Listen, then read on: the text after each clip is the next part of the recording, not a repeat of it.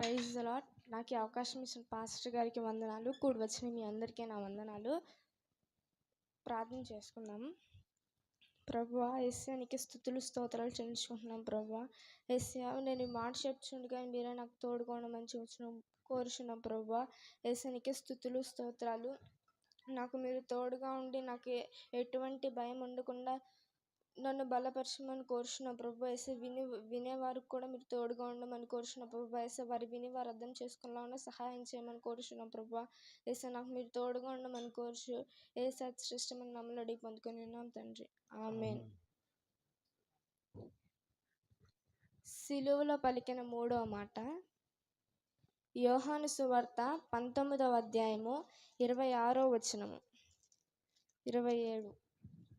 యేసు తన తల్లియు తాను ప్రేమించిన శిష్యుని దగ్గర నిలుచుండుట చూచి, అమ్మా ఇదిగో నీ కుమారుడు అని తన తల్లితో చెప్పాను. తరువాత శిష్యుని చూచి, ఇదిగో నీ తల్లి అని చెప్పాను.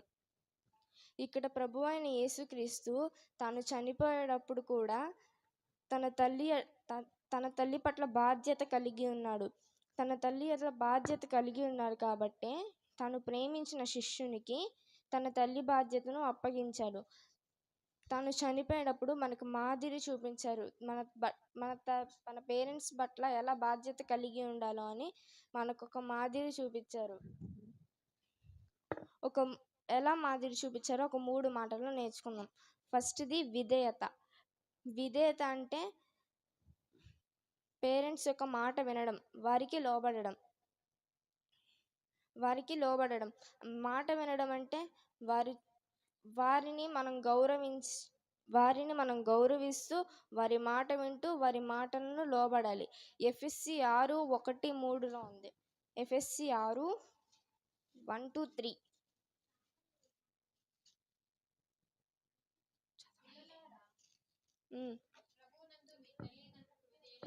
ప్రభువునందు మీ తల్లిదండ్రులకు విధేయులయుండుడి, ఇది ధర్మమే. నీకు మేలు కలుగునట్లు నీ తల్లిని నీ తండ్రిని సన్మానింపుము. అప్పుడు నీవు భూమి మీద నీవు దీర్ఘాయుష్మంతుడగుదువు. ఇది వాగ్దానంతో కూడిన ఆజ్ఞలలో మొదటిది. అయితే యెహోవా ఇక్కడ నీవు నీ తల్లిదండ్రుని సన్మానించాలి. సన్మానించడం అంటే వారిని గౌరవిస్తూ వారి మాట విని వారికి మనం విధేయత చూపడమే సన్మానించడం అంటే. వారిని సన్మానిస్తే మనం దీర్ఘాయుష్మంతులు అవుతాం. దీర్ఘాయుష్మంతులు అంటే మన ఆయుష్ పెరిగిద్ది. వారిని సన్మానిస్తూ వారిని గౌరవిస్తుంటే మన దేవుడు మన ఆయుష్ పెంచుతాడు. అపోస్తుడైన పౌలు తెలిపిన ఎఫెసీ సంఘమునకు ఇది వార్త.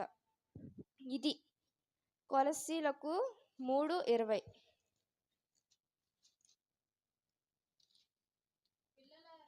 పిల్లలారా అన్ని విషయములలో మీ తల్లిదండ్రుల మాట వినుడి.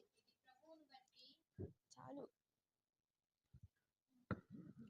ప్రతి విషయంలో మీ తల్లిదండ్రుల మాటను వినాలి. ఒక్క విషయం అనే కాదు, 1-2 విషయాలనే కాదు, ప్రతి విషయంలో వినాలని చెప్పేసి కొలస్సీలకు చెప్తున్నారు. ప్రతి విషయంలో వినాలి. ఒక్క విషయంలోని విని ఆపేయడం కాదు. మీ పేరెంట్స్ పట్ల మీరు బాధ్యత కలిగి ఉండాలి. రెండవది ప్రేమ కలిగి ఉండాలి. సామెతలు 23:25.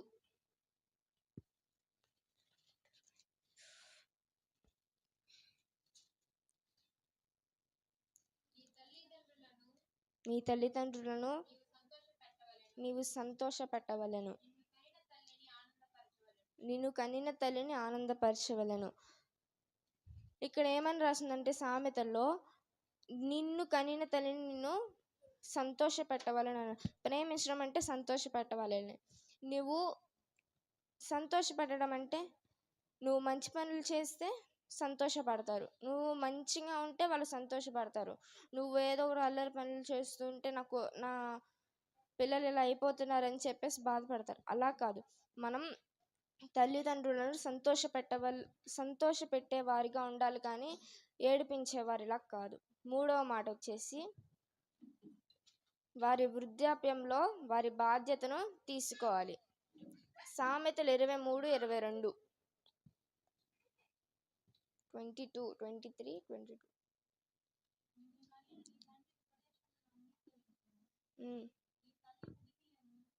నీ తల్లి ముదిమియందు ఆమెను నిర్లక్ష్యము చేయకుము.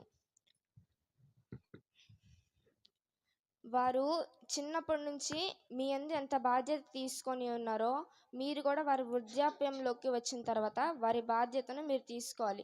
చిన్నప్పటి నుంచి మనకేమన్నా దెబ్బ తగిలినా తిను నా కుమారుడు అని చెప్పేసి మన ఎందు ఎలా బాధ్యత కలిగి ఉన్నాడో అలాగే మనం కూడా బాధ్యత కలిగి ఉండాలి.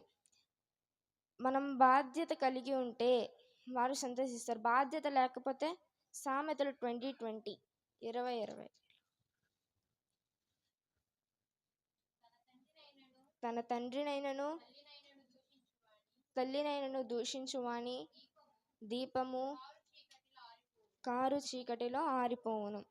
తల్లిని కానీ తండ్రిని కానీ దూషిస్తే దీపము కారు చీకట్లో ఆరిపోను. సామెతల్లో వారి దీపము కారు చీకట్లో ఆరిపోనుంది. మీరు దూషించే వారిలాగా ఉండకూడదు, వారిని ప్రేమించే వారిలాగా ఉండాలి. మీరు దూషించే వారిలాగా ఉండకూడదు, వారిని విధేయతగా వారి మాట వినే వారిలాగా ఉండాలి. అలాగే మత్తయి 15:4 ఉంది.